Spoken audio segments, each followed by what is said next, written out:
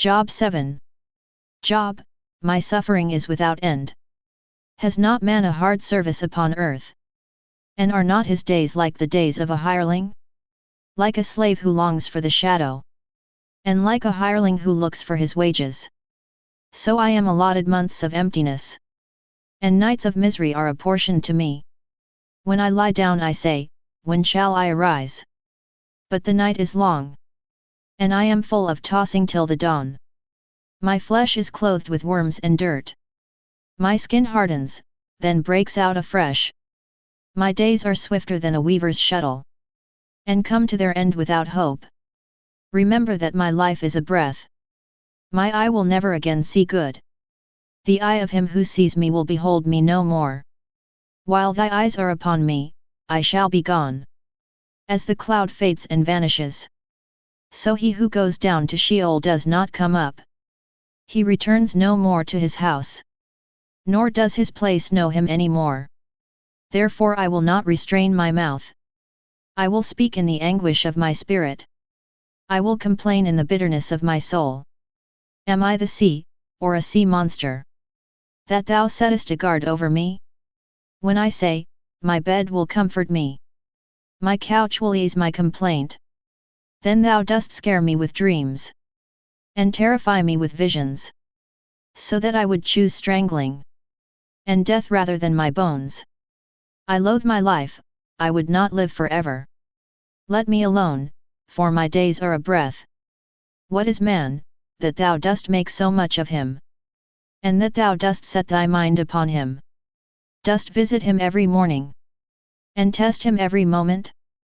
How long wilt thou not look away from me, nor let me alone till I swallow my spittle? If I sin, what do I do to thee, thou watcher of men? Why hast thou made me thy mark? Why have I become a burden to thee?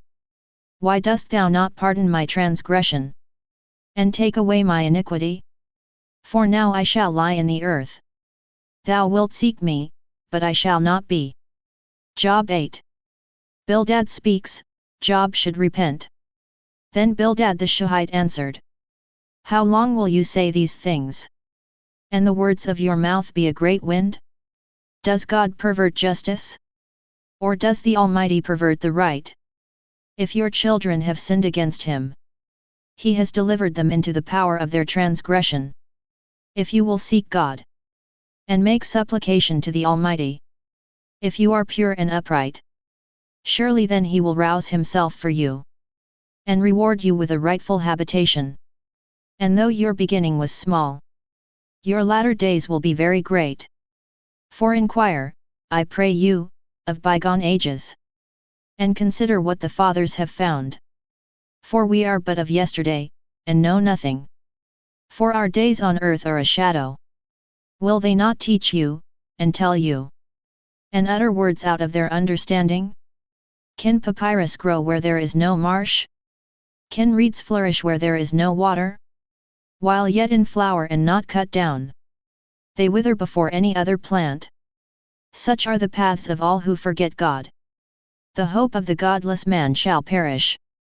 His confidence breaks in sunder, and his trust is a spider's web. He leans against his house, but it does not stand. He lays hold of it, but it does not endure. He thrives before the sun, and his shoots spread over his garden. His roots twine about the stone heap.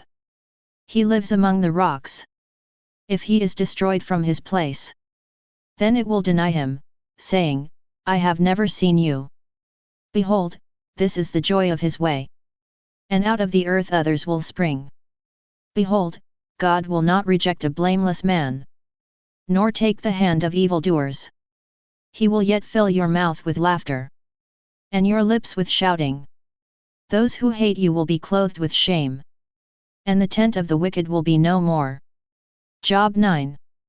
Job replies, there is no mediator.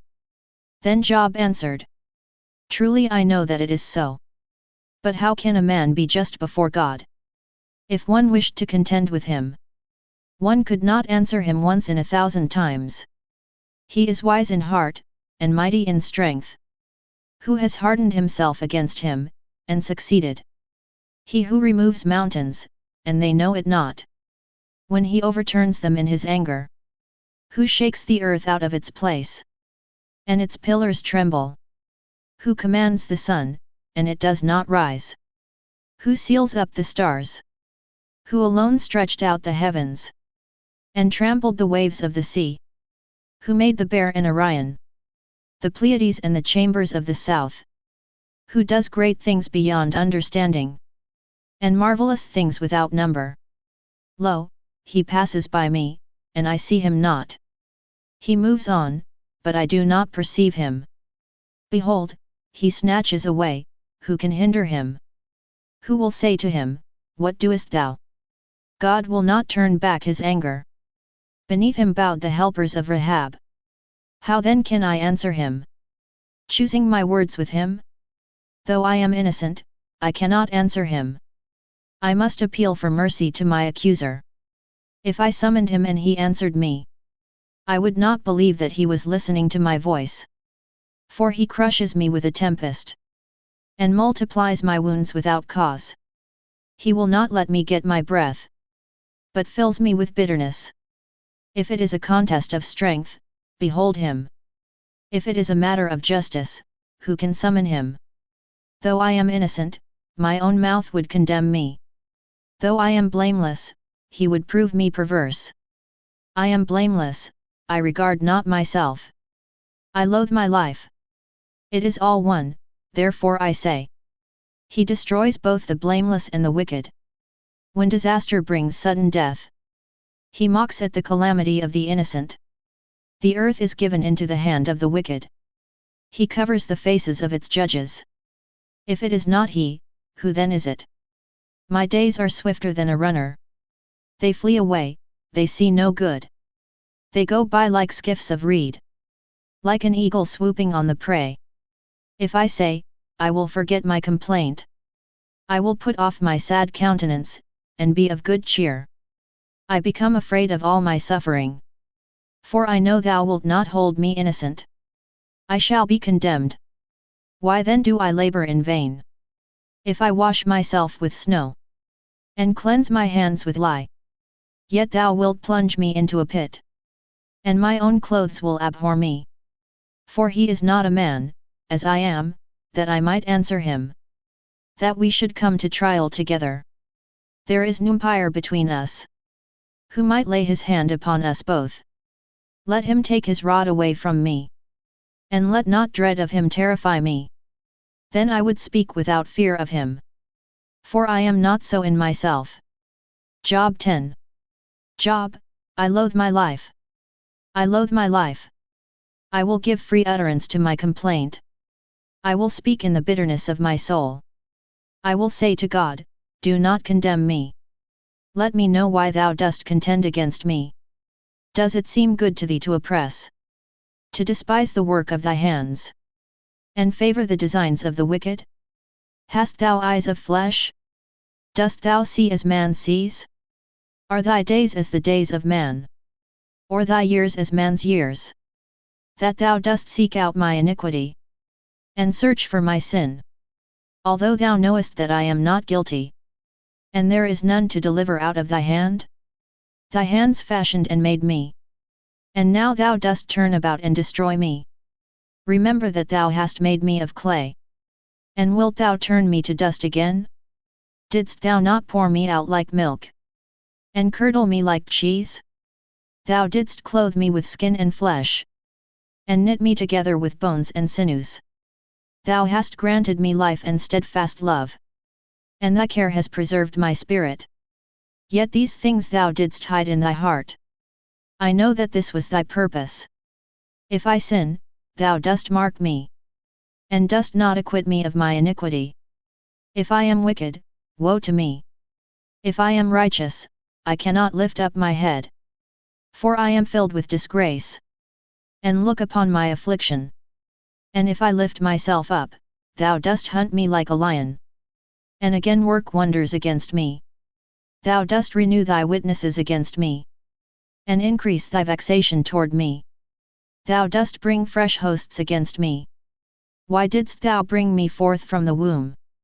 Would that I had died before any eye had seen me, and were as though I had not been carried from the womb to the grave. Are not the days of my life few?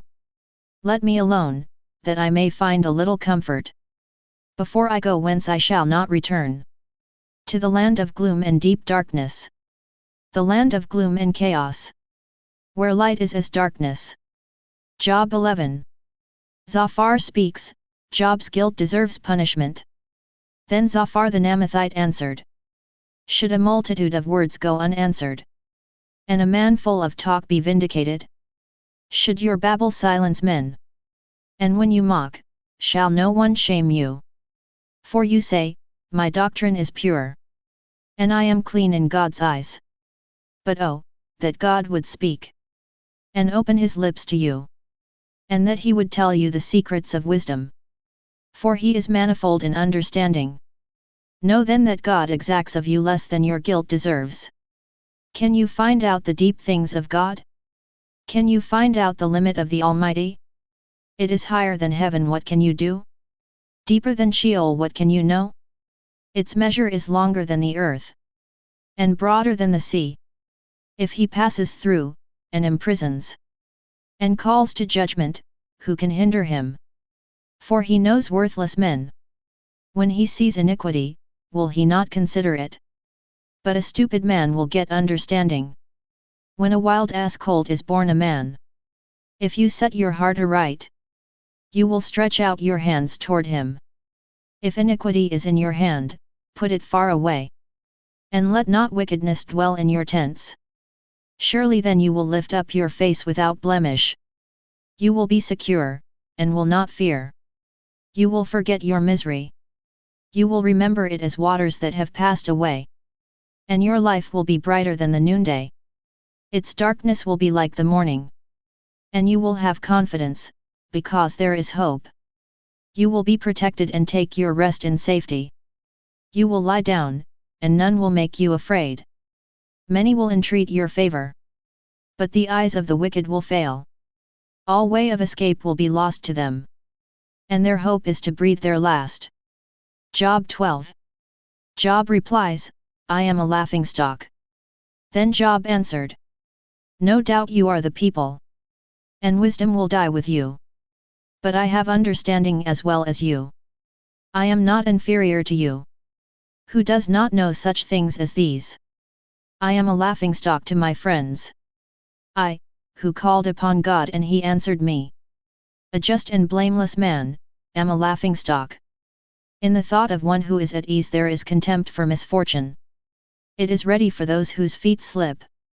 The tents of robbers are at peace, and those who provoke God are secure, who bring their God in their hand. But ask the beasts, and they will teach you. The birds of the air, and they will tell you. Or the plants of the earth, and they will teach you. And the fish of the sea will declare to you. Who among all these does not know that the hand of the Lord has done this? In his hand is the life of every living thing, and the breath of all mankind. Does not the ear try words, as the palate tastes food? Wisdom is with the aged, and understanding in length of days. With God are wisdom and might. He has counsel and understanding. If he tears down, none can rebuild. If he shuts a man in, none can open. If he withholds the waters, they dry up. If he sends them out, they overwhelm the land. With him are strength and wisdom. The deceived and the deceiver are his. He leads counselors away stripped, and judges he makes fools. He looses the bonds of kings, and binds a waistcloth on their loins. He leads priests away stripped, and overthrows the mighty. He deprives of speech those who are trusted, and takes away the discernment of the elders. He pours contempt on princes, and looses the belt of the strong. He uncovers the deeps out of darkness, and brings deep darkness to light. He makes nations great, and he destroys them. He enlarges nations, and leads them away. He takes away understanding from the chiefs of the people of the earth, and makes them wander in a pathless waste. They grope in the dark without light. And he makes them stagger like a drunken man.